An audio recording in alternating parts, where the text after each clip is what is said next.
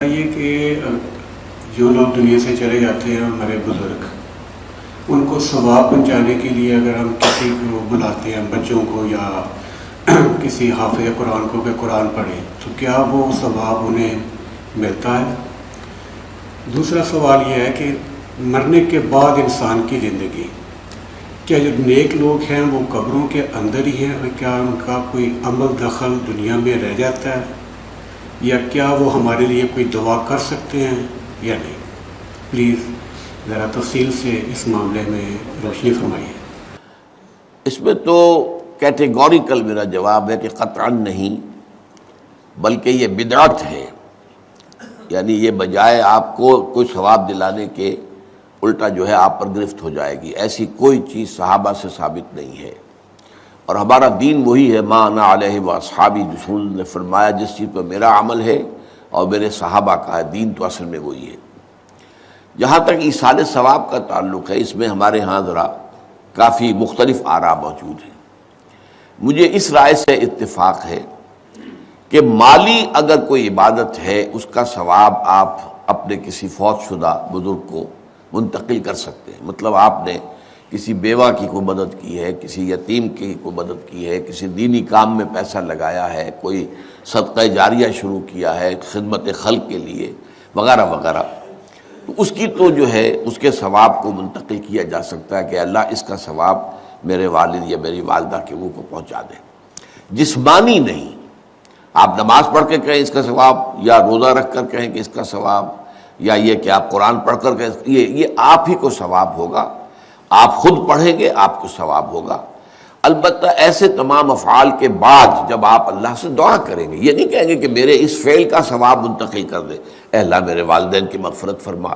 تو یہ کوئی نیک کام کرنے کے بعد جو ہے اس دعا کی تاثیر جو ہے وہ بڑھ جاتی ہے۔ بس اس پہلو میں انڈائریکٹلی اس کا ایک تعلق بن جائے گا، ورنہ یہ کہ وہ اس طریقے سے بچوں کو بلانا اور پڑھانا اور یہ جو ہے سوئم میں کرنا اور قرآن خوانی کی محفلیں، یہ سب بدعات ہیں، اور یہ در حقیقت دین میں اضافے ہیں، اور ان کی کوئی حقیقت نہیں ہے۔ دیکھیے، انسانی زندگی کے یہ 3 دور ہیں۔ حیات دنیاوی، جو ہماری پیدائش سے شروع ہو کر اور ہماری موت پر ختم ہو جائے، پھر حیات برزخی، موت سے لے کر قیامت کے دن تک، اور پھر حیات اخروی ہے، قیامت میں ریزوریکشن کے بعد سے وہ زندگی جو ہے جو جنت یا دوزخ کی ہے۔ اس میں ان دونوں زندگیوں کے بارے میں تفصیل سے کوئی بات کرنا بالکل غلط ہے، اور اس سے فتنے پیدا ہوتے ہیں۔ ظاہر بات ہے کہ قبر، جسم تو قبر میں رہتا ہے، اس میں تو کوئی شک ہی نہیں ہے۔ روح کہاں جاتی ہے؟ کیا وہ بھی قبر ہی میں رہتی ہے یا کہیں اور چلی جاتی ہے؟ قرآن مجید میں سجین اور اعلیٰ علیین کا ذکر موجود ہے، لیکن یہ تمام چیزیں متشابہات میں سے ہیں۔ یہ تمام چیزیں قرآن مجید میں سورہ آل عمران کے شروع میں بیان کیا گیا ہے کہ ہم نے یہ کتاب اتاری ہے، اس میں کچھ آیات محکمات ہیں، کچھ متشابہات ہیں۔ وہ متشابہات کا ایگزیکٹ مفہوم جاننا اس وقت ہمارے لیے ممکن نہیں ہے۔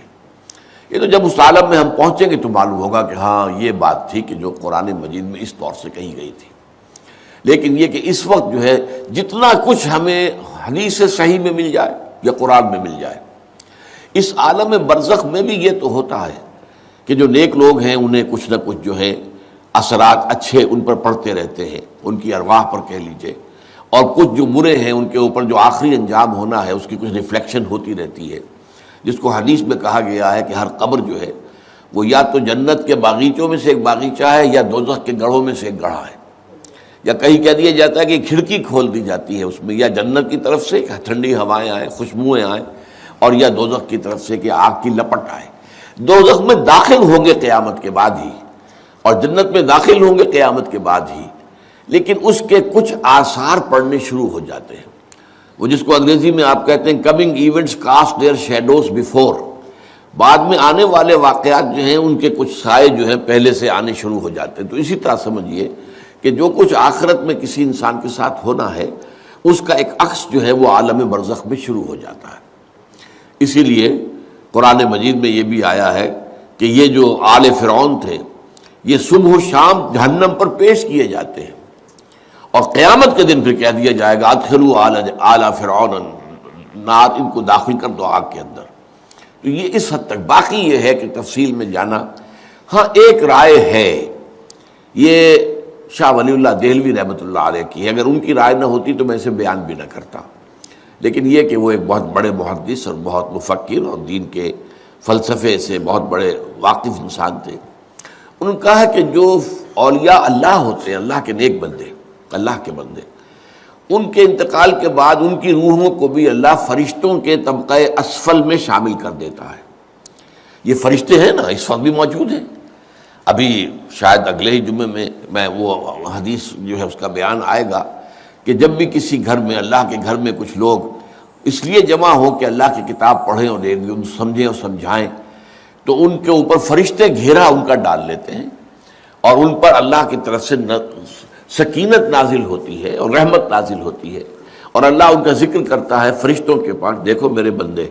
تم کہتے تھے یہ فساد مچائے گا، دیکھو یہ بھی تو ہے نا جو میرے کلام کو پڑھنے کے لیے میرے گھر میں جمع ہیں۔ تو فرشتے ہیں موجود، ہم میں سے ہر ایک کے ساتھ 2 فرشتے موجود ہیں۔ تو یہ فرشتہ اسفل ہے، سب سے نیچے، جو دنیا کے کاروبار کو چلانے میں اللہ تعالیٰ کے سول سرونٹس ہیں، پھر اس سے اوپر کے فرشتے ہیں، اس سے اور اوپر کے فرشتے ہیں، پھر مقربین ہیں جو اللہ تعالیٰ کے قریب ترین فرشتے ہیں۔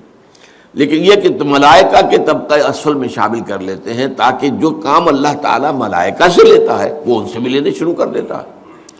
لیکن ہمیں یہ اجازت نہیں ہے کہ ہم فرشتوں کو پکار کر کہیں کہ اے فرشتے، اے جبریل، اے میکائیل، یا فلاں، اے منکر، جو یا میرے جو ہے کرامن کاتبین، میرا یہ کام کر دو۔ نہیں، یہ شرک ہو جائے گا۔ اسی طرح ہو سکتا ہے کہ انبیاء کی ارواح جو ہے وہ بھی اللہ تعالیٰ نے شامل کی ہوئی اس لشکر کے اندر، وہ کام کر رہے ہوں اور وہ اللہ تعالیٰ کے حکم سے مختلف معاملات جو ایگزیکیوٹ کرتے ہوں، لیکن ہم کسی کو پکار نہیں سکتے۔ بس یہ اگر آ گیا میدان تو یہ پھر جو ہے شرک شروع ہو جائے۔ ورفعنا لك ذکر ورفعنا لك ذکر، تیری خوشبو میری چادر، تیرے تیور میرا زیور، تیری خوشبو میری چادر، تیرے تیور